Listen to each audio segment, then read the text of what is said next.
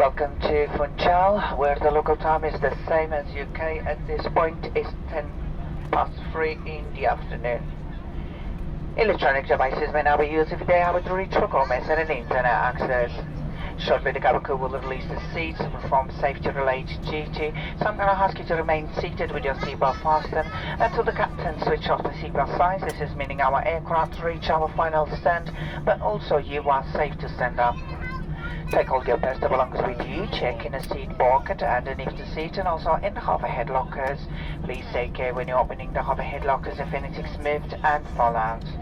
For the smokers, smoking is not permitted until you reach the designated smoking area, which is outside of the terminal building. For the passengers who request special assistance in here, Madeira, I'm going to ask you to remain seated until you are invited to disembark by the cabin crew.